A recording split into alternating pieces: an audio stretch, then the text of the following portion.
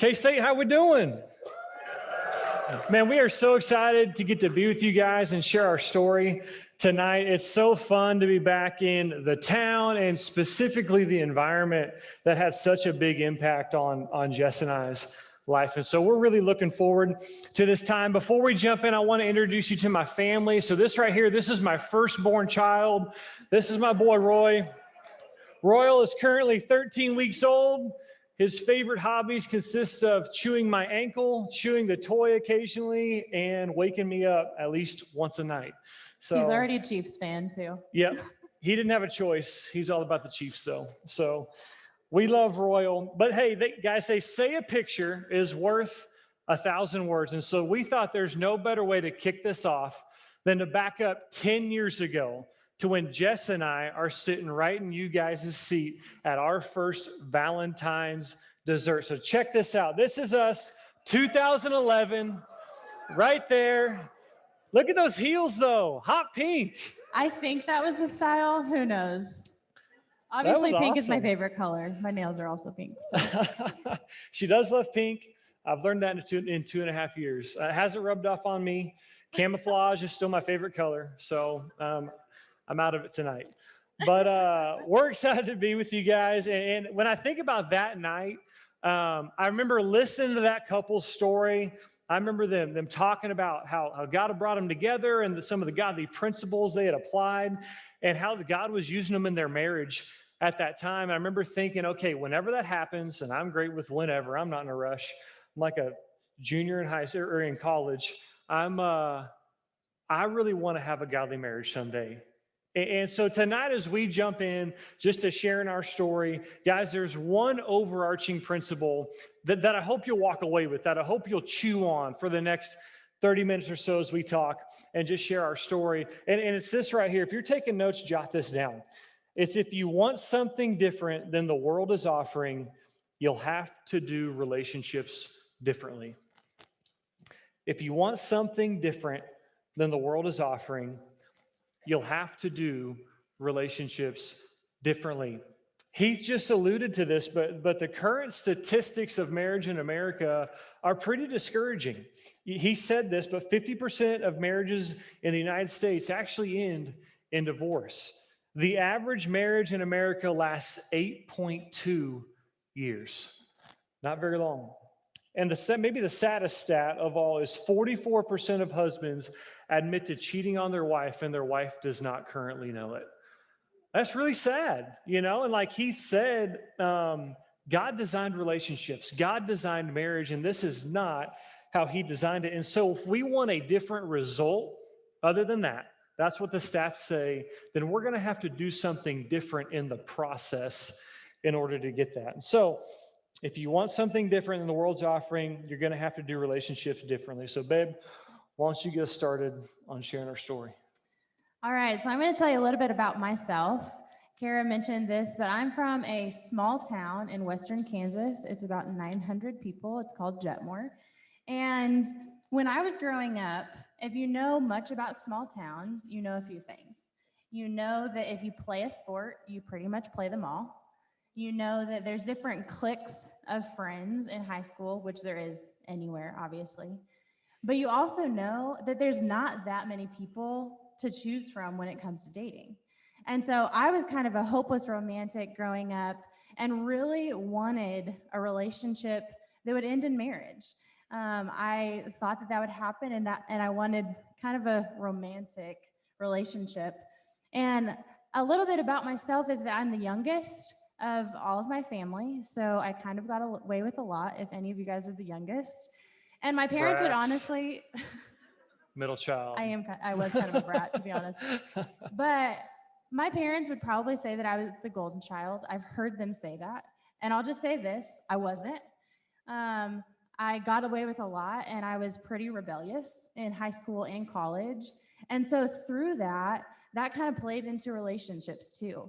I loved the attention of kind of like the bad boy. It was like, if I could impress somebody by getting someone's number or someone to like me, that was kind of the person that I wanted attention from.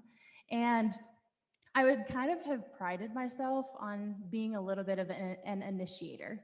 And so I would go after what I wanted. If I wanted to talk to somebody, I would initiate. I kind of had this attitude of I can talk to whoever I want. And so that was kind of me in high school and then also coming into college when it came to relationships and guys. Yeah, so real quick, we need to make a really fine distinction between where Jess and I grew up. So, hey, where are my Western Kansas people at? And to me, Western Kansas is Salina Yes. and West. Salina and West. I know it's not that on the map, but Salina and West. All right, my Western Kansas people. All right, where are my Eastern Kansas people at? Salina and East. You guys are out there. You're my people. We have trees, right? Like we are different. There's these, we're like two states. Like it's separate.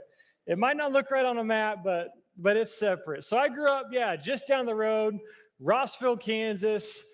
The only way you would have heard of that town is probably from Bulldog football. That's all it's really known for. That's the only reason it's still there is a little 3A high school football team. But that's what we grew up doing. So similar to Jess, I grew up with two siblings. I'm actually the middle of three boys. These are my brothers. They got the facial hair and I got the top hair. It's kind of how it worked out. They were full grown in 7th grade and I maybe hit puberty about my junior year of high school. So that's kind of our differences there. But yeah, growing up the middle of three boys, two great parents. My parents are actually here, mom and dad. I'm glad you're here. If you get the chance to meet them, go say hey. They're great. I'm glad you guys are here. But growing up the middle of three boys, I would say, guys, my biggest desire growing up was just to be recognized. I just wanted some attention, so I was outgoing, and I realized real quickly there were two areas where I could get some attention, and that was sports and girls. So all through grade school, all through high school, it was one sport to the next, and there was always a girl in the picture. I was either talking to, I was crushing on, I was texting, I was dating, whatever it was, there was always kind of a girl in the picture. And so when I showed up to Kansas State, I remember I rolled up in my 2001 Chevy Lumina. I mean, it was a hot ride. Not really. That is not a hot ride. But thanks, Dad. I'm thankful for that car. My Chevy Lumina, I step out and I survey what I see. Pull up to Haymaker Hall. And guys, at the time, Haymaker was the place to be. Maybe it still is. Is it? Okay, we got some Haymaker. I hear differently. I don't know. But it was the place to be when I was in there. But I stepped out and guys, all I could see for miles was women. There were women everywhere. You know, guys, you probably get this. Hey, high school, girls, college, women. Like it's different, right? It's different. And you got to understand who you're talking to. You're talking to the guy who grew up going to preschool all the way through senior year with the same 30 girls. I graduated with 50 people, all right? So the same 30 girls have been in my life. So when I stepped out, cloud nine. I mean, I got up to Hay4, was checking into my room. I look across the hallway and the room across from me, 4 girls. I'm like, holy smokes, college is amazing. Like my mom was probably crying, but I was like, this is gonna be awesome. I was excited to be there. And I remember a few weeks later, walking up a few floors, I go up to Hay 8. One of my high school buddies was living up there at the time, and we're probably playing video games or something. But I remember I walk in the door, I look to my right, and there's a girl sitting on the floor. And I remember brown hair, brown eyes, kind of soft smile. But I real quickly thought to myself after I'd introduced myself and then, went on to play video games or something, I remember thinking, she's cute, she looks athletic, but she's probably out of my league. She's a little too for school, but she's probably out of my league. And that was my first impression of Jessilyn Osh at the time. Still got that pretty smile. I appreciate the Oz. So I was the girl coming into college thinking kind of two things. I thought, I'm ready to party, and I'm ready to meet the guy that I'm going to marry. And so I look back and I genuinely think that I went to college for the social life. Yes, I studied, I got good grades, I worked really hard. But when I look back, I think that that's what I really went for because I just wanted an array of friends. And so fast forward to the day that I meet Spensor. I remember that day very differently. So I am 100% sure that he was the one sitting on the floor. 100% sure. So we disagree on this, but Doesn't matter I'm now. right. But I saw he was sitting on the floor. I mean, long blonde, flipped out hair, camo hat, kind of a mix between a country guy and like a surfer dude. They call that swag. I mean, that's what that's called. You call it what you want. I will. But kind of what I thought is, oh, he's cute, but I honestly kind of thought he was a punk. And so I wasn't real interested right away. Maybe that's because I thought I was too cool for school. I don't know. But we weren't friends our freshman year, and we're actually really thankful. I think we would probably have been pretty toxic for each other. And so our sophomore year, we got to know each other through a class that we had with some friends. Is anybody in Stats 350 out here? Okay. Y'all Put them be up careful. high. Careful who you're in that class with. Because for Cupid's us, flying around in Stats 350. the sparks flew for us in Stats 350. Actually, it really didn't. He thought I was crazy. So we kind of got to know each other through that class, but also started hanging out in the same friend group. And I remember the first time that I kind of had this thought of I could be interested in this guy was that we had had a movie night at a friend's house. It was right before winter break, fall semester, sophomore year. And we left the house at the same time. And it was kind of that awkward, you leave the house, you kind of know each other, you kind of don't. It's the awkward, I'm going to go to my car, you're going to go to your car. Should we talk? I don't know. But we ended up having a conversation. We talked.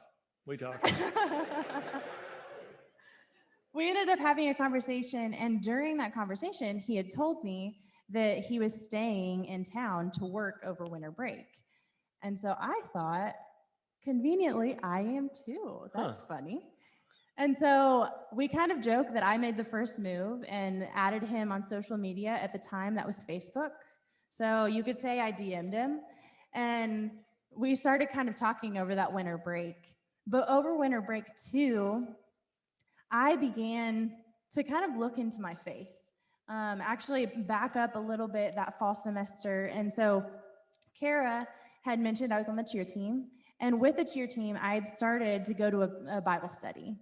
And honestly, I went to that Bible study more because other people on the team were going than anything. But I met a girl named Alyssa Harrison. If any of you guys know her, she is absolutely amazing. She was on staff here for a while. And Alyssa was the first person to really sit down with me and walk me through the gospel, walk me through what Jesus had done for me and what it looked like to read the Bible on my own. I had never done that up to that point in my life. And while this is all happening, I'm getting to know Spensor. I am starting to read the Bible and go to a Bible study. I am very unhappy with being on the cheer team. And with that, I didn't really know where to go. I didn't know how to honestly find happiness where I was because I was trying all of these things that all my friends were telling me. And so kind of looking back, I see in my life this need for acceptance. And at that time, what I did because of that is I would do all of these activities to be accepted by people. And so it made me drink more than I would have because people loved the version of me when I was drunk. Yeah, it made me kind of go after the guys that I really didn't know, or I really knew that they didn't care about me because it would impress my friends when I would get their number or hook up with them or whatever that looked like.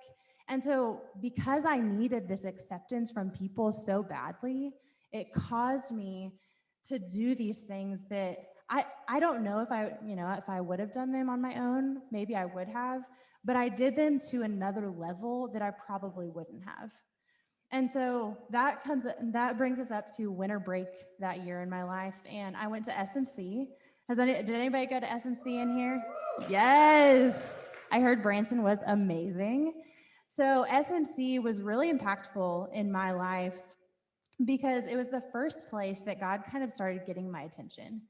And it was at SMC that I saw my life kind of for what it was, is God kind of got my attention that I would say that my faith was a big part of my life, but then there was absolutely no evidence of that.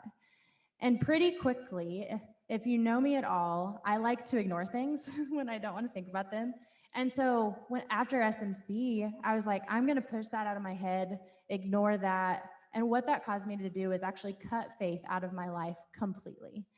And for about the next month, I partied harder than I ever had before. And it got me to a place that I was pretty ashamed with who I was. I was pretty ashamed with the direction that I was headed.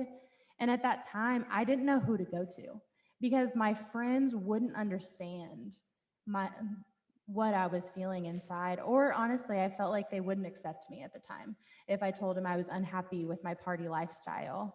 And so in that moment, what that caused me to do is I thought back to Alyssa, and I thought back to what she had told me, how she had taught me about God. And I thought, with tears in my eyes, I remember it like it's yesterday, if that God is real, I am so willing to give him a shot. I have tried everything else, and I am still unhappy. And the world tells me that these things will give me satisfaction, and it didn't. And so I thought about Alyssa, and I said, okay, I'm willing to follow Christ. I'm willing to start a relationship with God, because if he offers just a new start, if he offers me forgiveness for the sin that I have committed against him, and if he is willing to give me a clean slate after I have turned away from him so many times, I'm in. And I knew that my life was going to have to change. I was very aware of that. And I didn't really know how to have a relationship with God, but I was like, okay, you can have control, because every decision that I am making is continuing to lead me to unhappiness. And so that's when I started following Christ. My sophomore year, it was actually about this time, maybe like a week ago, my sophomore year, 10 years ago. And so up to that point, why I tell you all of that was that we were getting to know each other, but then separately, both of us began to look into faith and see what a relationship with God would look like. Yeah, that's awesome. So similar to Jess, my first 2 years here at K-State, God was really pursuing me. When I showed up that first day, Haymaker Hall, my RA had just gotten back from Kaleo, and he was pumped up about God. He wanted to grow. He wanted to help other guys grow, and he was one of the first guys I actually saw live out his faith in a place like college. And so I got kind of involved my freshman year, and really I would describe it as I was 1 foot in, 1 foot out. And so I'd be 1 foot in when it was convenient. So I'd go to church when it was convenient. I'd go to a Bible study when it was convenient. I'd come to a Stuma night when it was convenient, probably once or twice a month. But then the rest of the time, I just wanted to do what Spensor wanted to do. And so that wasn't always just terrible, awful things. Sometimes it was. But a lot of the time, it was just a self-centered lifestyle. And so that was really me all the way up through first semester of my sophomore year, 1 foot in, 1 foot out. And I would say throughout my sophomore year, God just really started trying to get my attention. And so my family and I kind of got in a tough financial spot. I'm sitting here going, okay, how am I going to pay for college? All right, money isn't ever going to fill me up. I went through several relationships throughout my sophomore year. All right, relationships don't really seem like they've got the answer. And specifically that spring, I had a couple of close friends die in car wrecks. So my freshman year roommate from the dorms fell asleep at the wheel going home that semester and passed away. And I remember being at his funeral and thinking, man, if that were me, would I be excited to meet God? And guys, at the time, it terrified me. Like I was just scared. I remember I'd stay up at night thinking about that. Like, holy smokes, like if that were me, what would happen? If that were me, what would happen?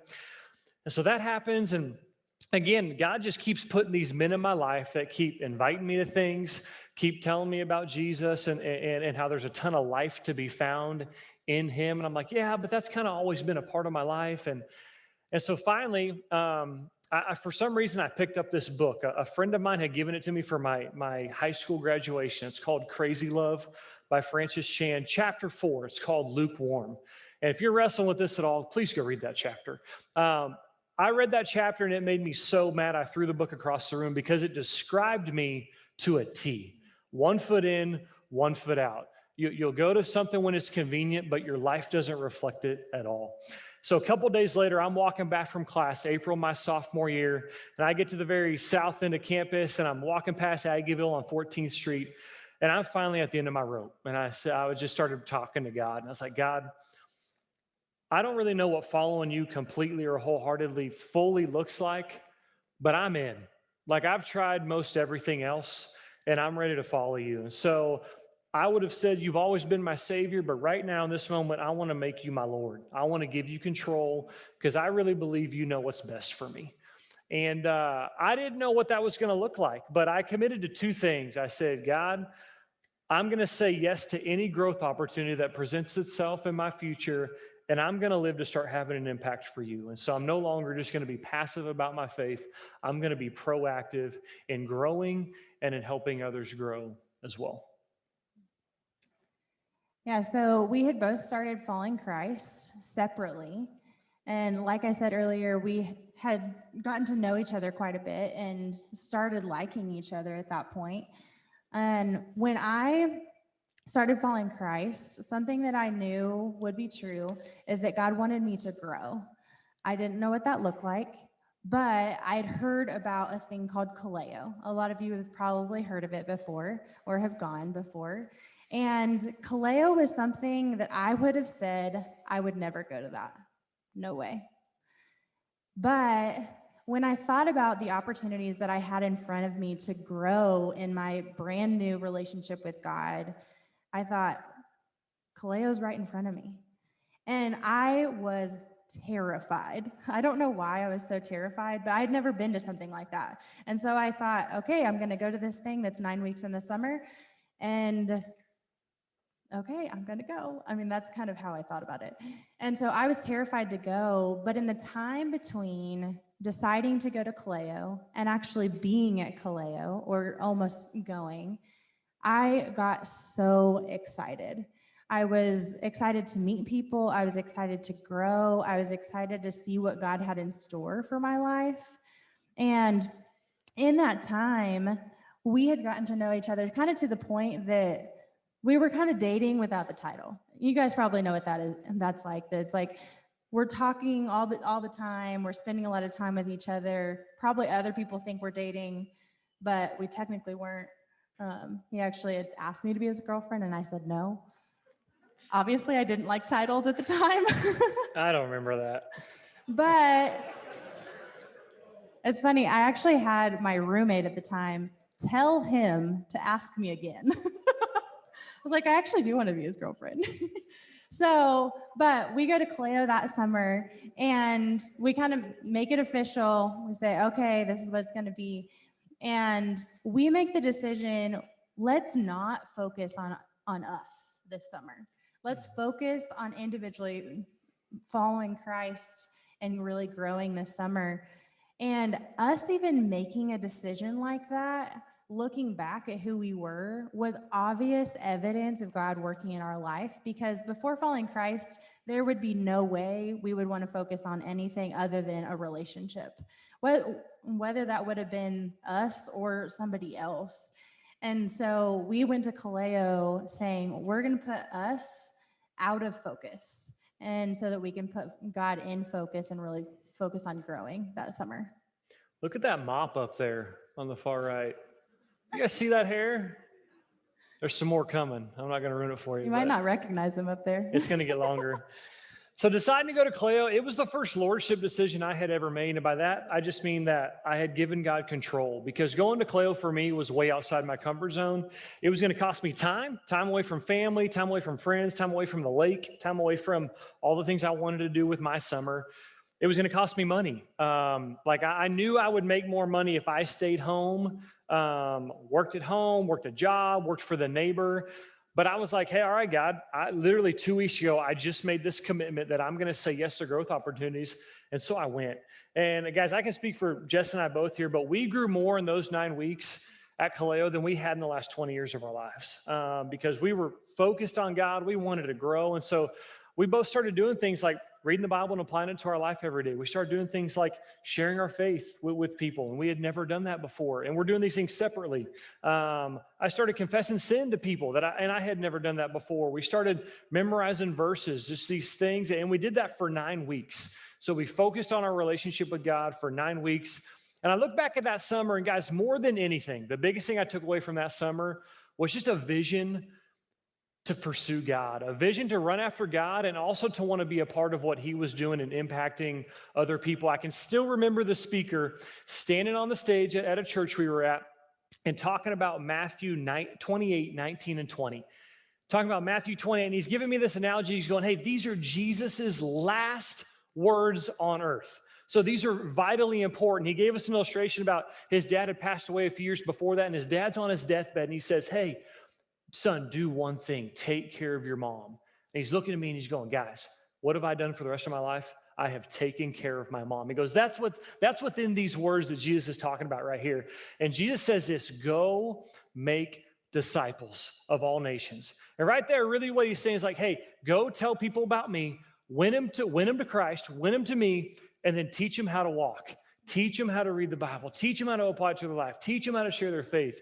Like God's in the process of winning the world back to himself. And I go, that's what I've been missing. Like following Christ is not just being a moral person and going to church. It's so much more than that. Like that's the defensive side, but there's an offensive side. And I want to start playing some offense. And so I got back to K-State that fall and I jumped 2 feet in. I was getting up before work in the morning. I was continuing to read my Bible and apply it to my life. I jumped in with Heath Alexander and we started going into the Derb. We started going into Haymaker, meeting guys, building relationships, sharing the gospel. And he was just bringing me along, letting me tag along. And it was a blast. I mean, and the whole time I'm continuing to read my Bible, continuing to study it. And so as I'm growing, I'm starting to wonder, okay, like, hey, I want to be a man of God. I want to follow him. And I really believe the Bible is my north compass. Like I believe the Bible is truth. So I want to actually see what it has to say about relationships. Because at this point, Jess and I, we're getting more serious. We would say we're actually in like a dating relationship. We're trying to take steps forward. We're trying to get to know each other better. But she's also doing ministry on the cheer team, man. She's sharing the gospel with girls. She's leading Bible studies. And I'm over here doing my thing with Heath. And it felt like we had to keep pulling out of those things to keep growing, pulling out of those things to keep growing.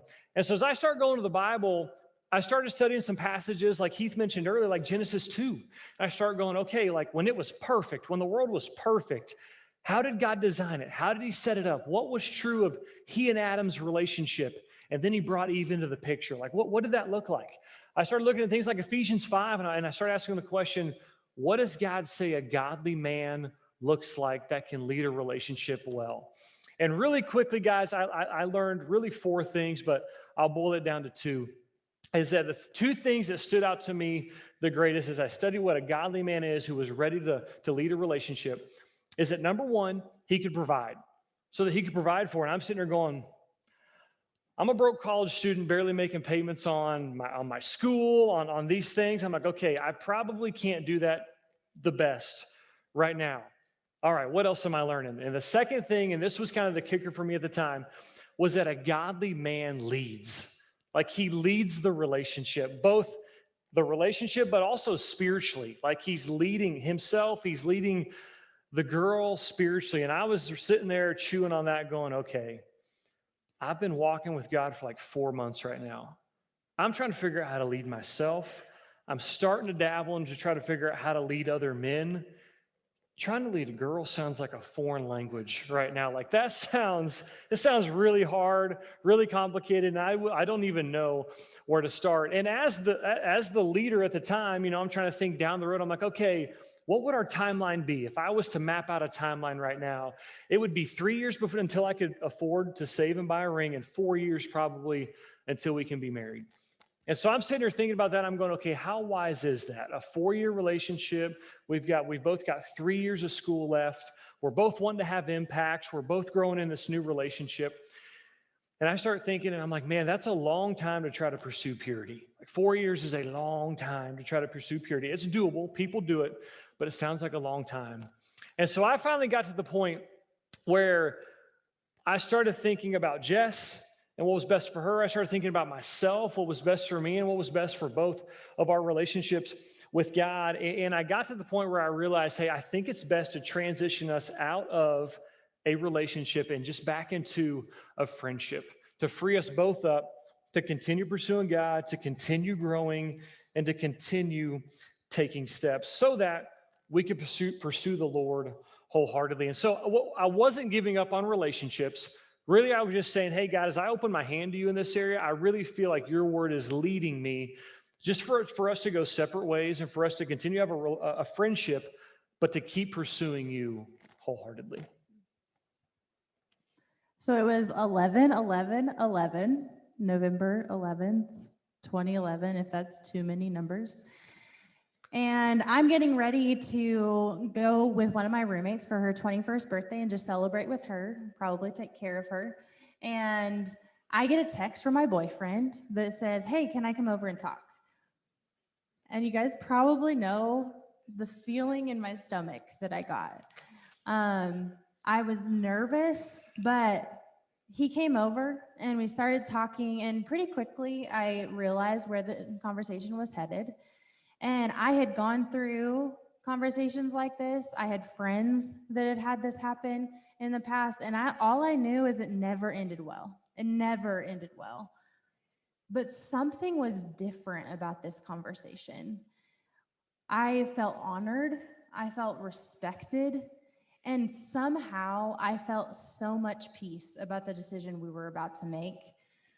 And I really think it is because for the past several months, I had been daily walking with God, reading the Bible, beginning to lean on Him for my value, for my worth. And so, in that, if you would have known me kind of before following Christ, you probably would have said, in a conversation like this, Jessilyn's going to freak out. Is going to freak out. And for some reason, I didn't. But I think it's really because I began to get to know who God really was. And so Proverbs 3:5-6, I just want to read it for you. It says, trust in the Lord with all of your heart and lean not on your own understanding. In all your ways, submit to Him, and He will make your paths straight.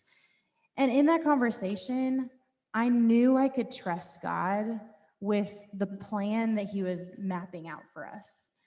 And I remember telling myself, if Spensor comes to me tomorrow and says that this timing isn't right, I think I'll be okay.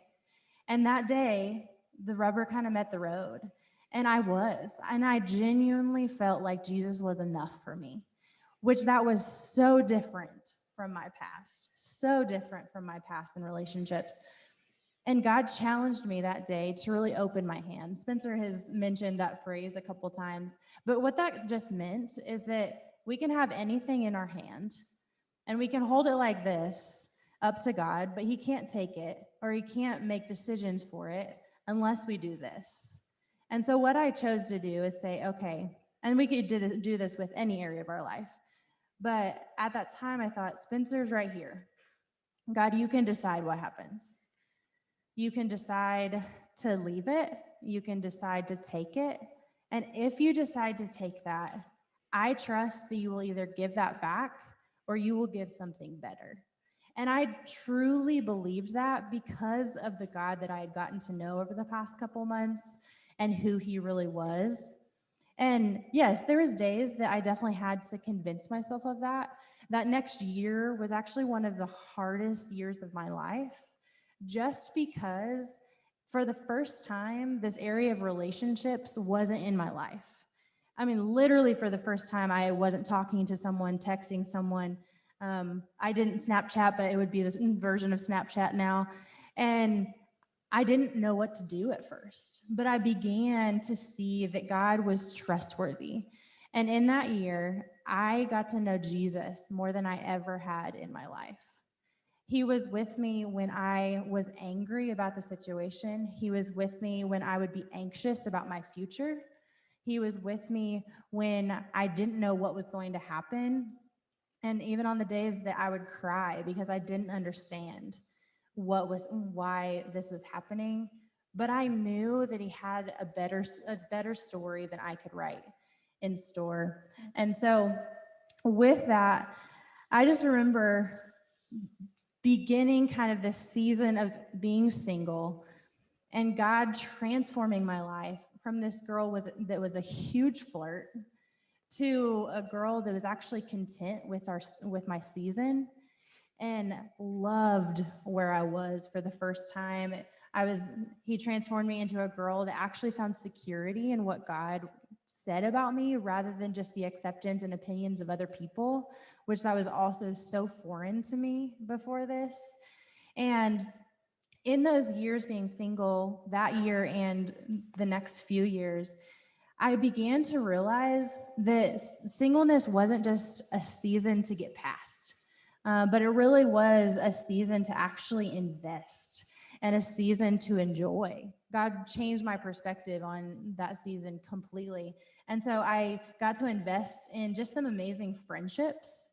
I have my friendships, I would brag on them for days. For you guys that know Katie Turner, yes, Katie Turner's up here. These are some of my best friends, and these are girls that know me through and through. They're the people that walk into a room, and if they see a facial expression on my face, they come over to me and they're like, "What's up? What's wrong?" They're the people that challenge me in my faith. They're the people that know what I struggle with. They are the people that know my sin that I'm wrestling with. And they're the people that know how to make my day, how to love me well.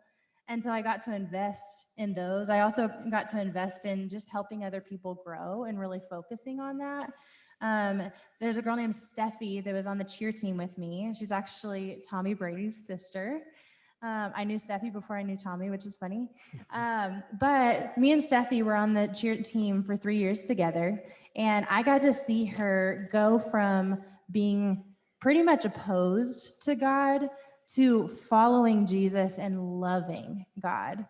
There's a girl named Elena that I met my first year out of college that I also got to see her start following Christ. And over college, got to disciple her and help her grow and help her help others, if that makes sense.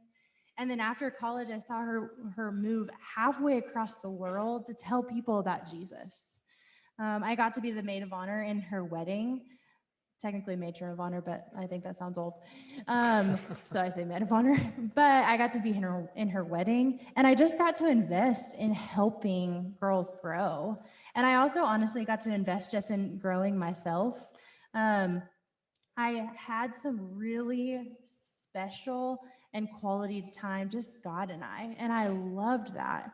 I got to process through just some trauma in my past and how that had affected me in my singleness, or just in those years. I got to process through that. And guys, I don't say all of this to say that you can't do these things in a relationship. Don't hear me saying that. But what I'm saying is that I realized that I could fully focus on investing in those things without distractions. And during those years, God helped me see that that was such a gift. And I mean, those years were some of my best lessons I've learned about God, about myself. And it was some of the best memories. I mean, the funniest stories that I have in my life, a lot were from that season of my life. And so I'm really thankful for the years that I got to be single, that God worked in my life in that way.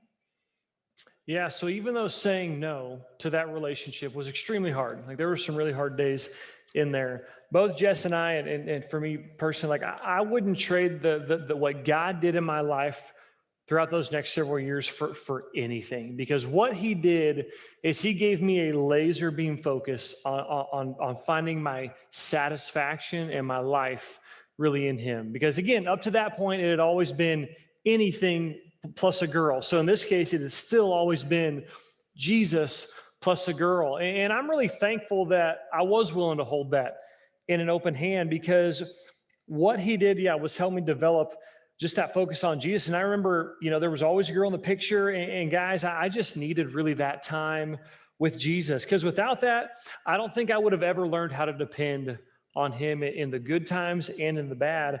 I don't think I would have learned to seek him wholeheartedly. I don't think I would have ever dealt with my porn problem that I had at the time, but because I was seeking him wholeheartedly, man, that is an area of my life that the Lord completely redeemed then, and he's continuing to redeem. God also helped me just gain a huge passion for wanting to win men to Christ. And so I remember meeting my buddy Jake up at the rec, developed a friendship with Jake. And throughout that semester, got to share the gospel with Jake several times. At SMC, Jake places his trust in Christ. For the next several years, we got to disciple Jake some. And Jake has spent the last 7 years on staff with a group called the Traveling Team, sharing the gospel and God's heart for the world with tens of thousands of college students. Through Jake Bohai. I got to see my younger brother Sawyer place his trust in Christ. I told you the hair was coming. There's the hair. That was our senior year of college right there. We grew it out. We went for it. I'm glad it's gone. Yeah, me too. Girls, y'all that's a lot of work. Hair, it's tough. I kind of get it, kind of don't, but it's kind of tough. But I got to see Sawyer. When I got back from Kaleo that first summer, Sawyer was far from the Lord. Hey, I want nothing to do with it. I don't even know if I believe in it anymore. And I remember looking Sawyer square in the eyes as we were taking a lap around City Park here in town. And I said, Sawyer, someday you're going to wake up either hungover, stoned, or fill in the blank with a ton of regret.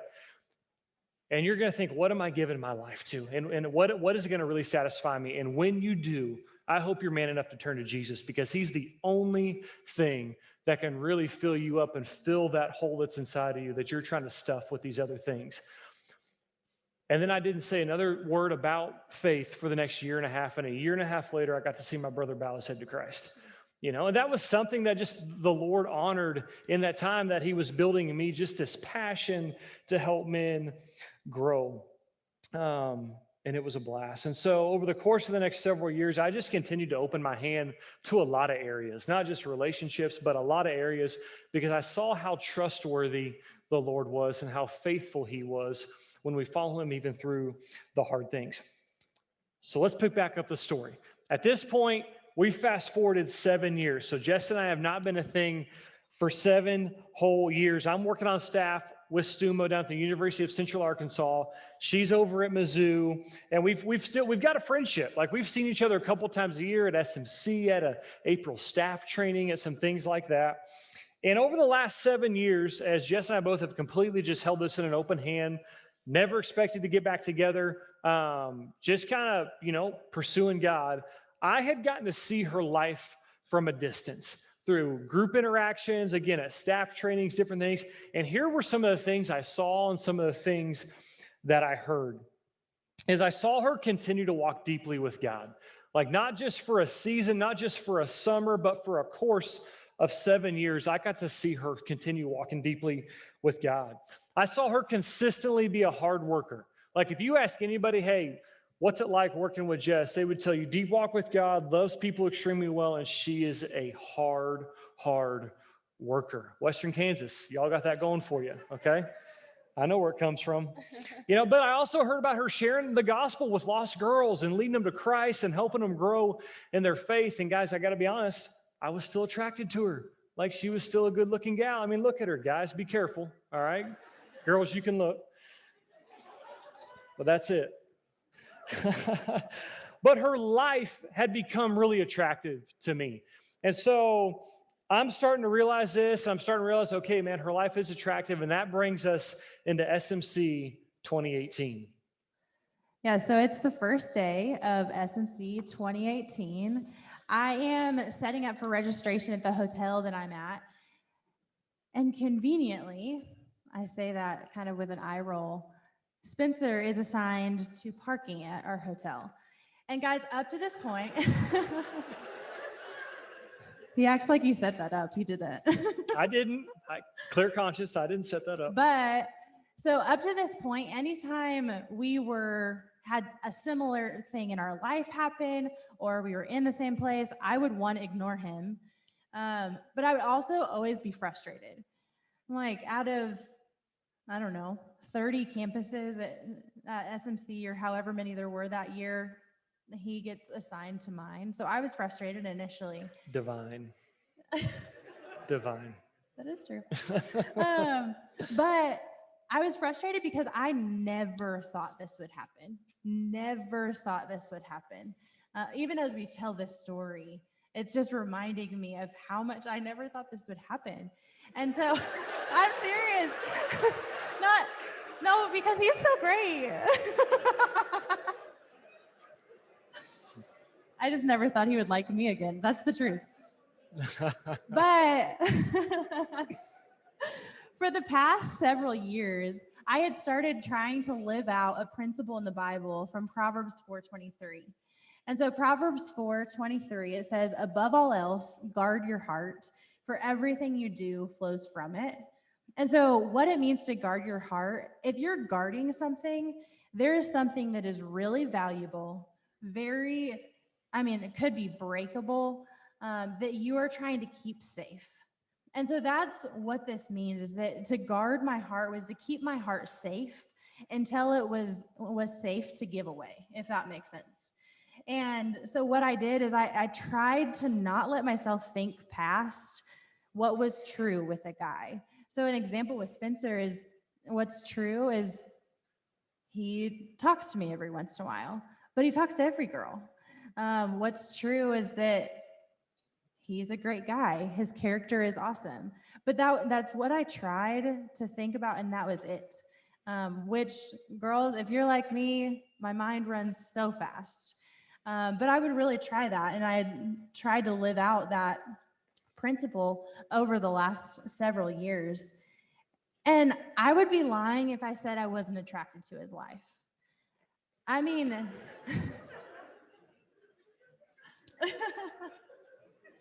How you doing?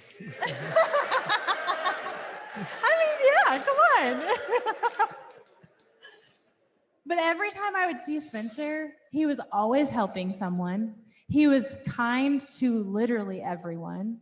He was the person that was hardworking. He was ambitious. I could make a list of just the amazing qualities about Spensor that I would see every time that I saw him, even from a distance. And he had this integrity of life that no matter who he talked to, he was the same person. He had a big heart for God. And so within that, I was attracted to his life, and I thought he was an amazing guy.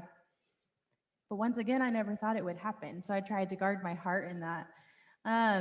After that SMC, I did realize I think I still have feelings for this dude. I'm like, it's been 7 years. What in the world? I'm confused. And so what I did at that point is I honestly just tried to be vulnerable with some of the spiritual leaders in my life. And I said, hey, I need you to know this because I don't know why I still like this guy. It's been 7 years, but I need you to know.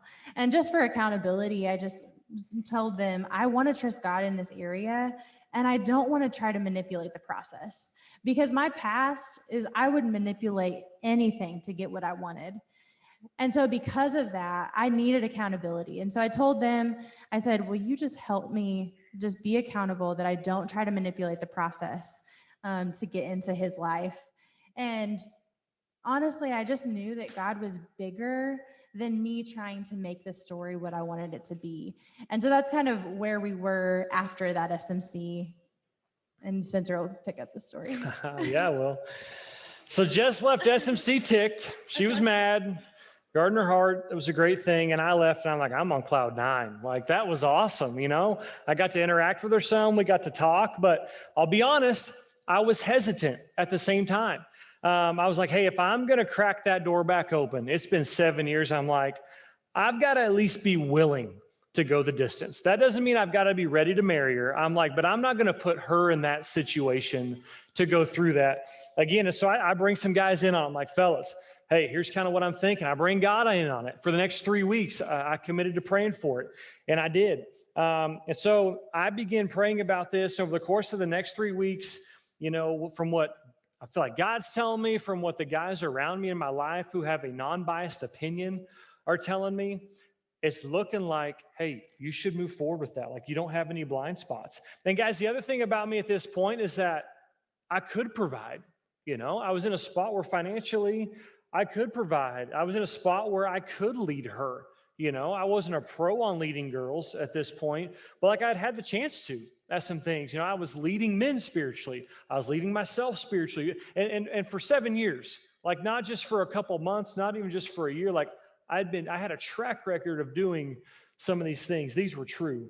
And so eventually the men and women I talked to signed off and they were like, hey, I think you should do it. And so eventually I called up Jess, January 30th, 2018.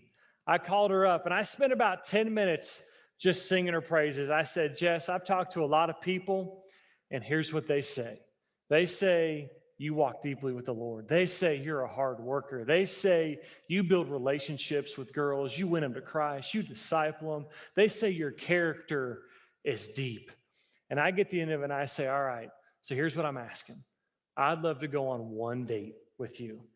It's Tuesday of this week. I say, I left the whole weekend open for you. Friday, Saturday, Sunday, you name it. I'll drive the 6 hours up to Kansas City, and I'd love to take you on one date. I'm asking for a shot. What do you say? Yeah, give it up for him. I thought this Friday, like 3 days from now. But I was shocked. I was 100% shocked. And She shed a tear. I could hear it. I did. He said so many nice things. But I thought about it, and even at that point, I said, okay, I want to pray about this before I say yes. And so I took some time and prayed about it and did similar things that I talked to a couple people that I really respect and a couple people that knew him just to see, hey, is there anything that would make this an emotional decision for me?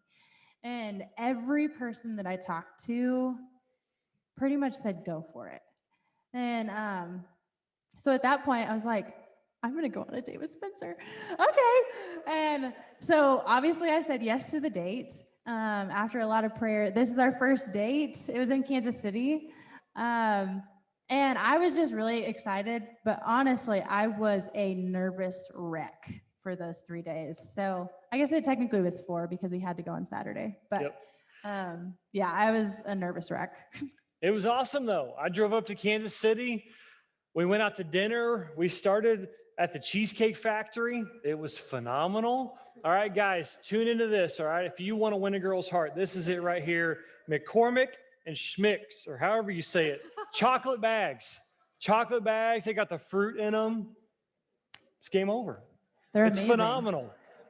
They're amazing. They are really, really good. But we talked, you know, I wanted to hear, hey, what are you excited about? What have you been growing in? What do you get excited about for the future?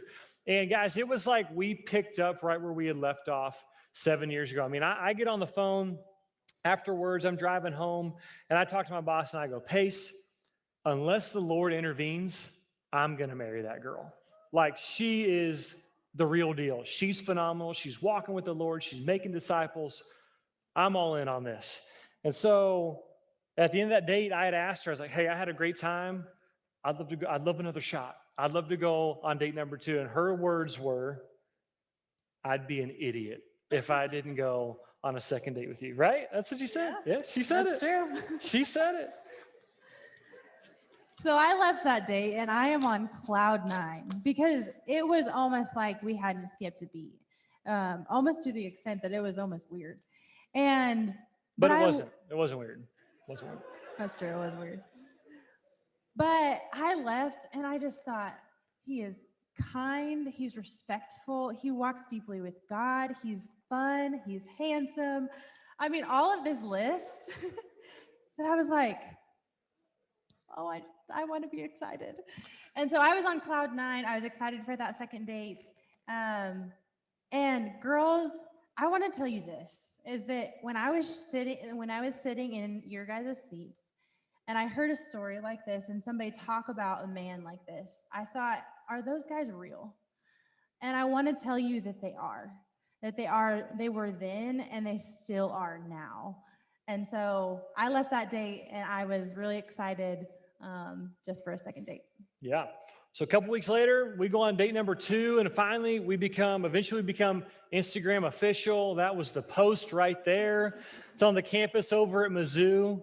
It was a blast. And guys, real quickly, what we did is we just wanted to set up some good boundaries. And so for us, as we started to move forward, this is a good dating principle, is that every good thing needs boundaries. Like we have all seen good things without boundaries, and they become bad or obsessive. Obsessive, I think that's a word, right? Yeah, however you say that. Things. But we've all got that friend who's like, hey, glued to the hip with his girlfriend or glued to the hip with the boyfriend. I call those mini marriages. And that's not what Jess and I wanted. Like moving forward, like we were like, hey, again, we want to figure out how do we do this God's way? How do we honor him? And so we did that by setting up some boundaries. So we set up physical boundaries. We said, hey, we're not going to go past this. So, we're going to start here and we're going to grow into this. We set up physical boundaries. We set up emotional boundaries. We said, hey, there's certain things we're just not going to talk about because we don't need to right now. We'll talk about that down the road.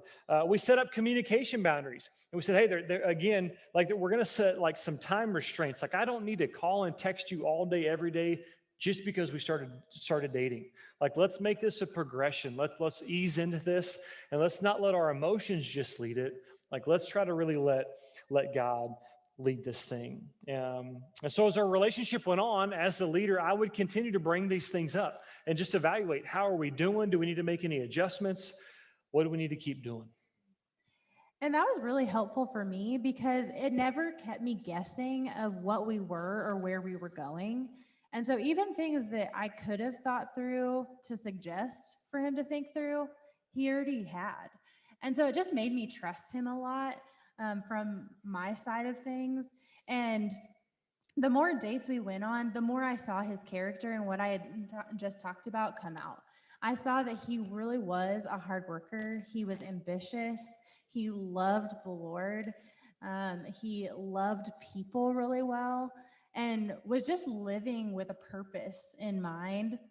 And so even though, yes, every step of the process, I was still nervous, but at the end of the day, I knew that I could trust his character and I knew that he was thinking through things and I never had to guess where we were.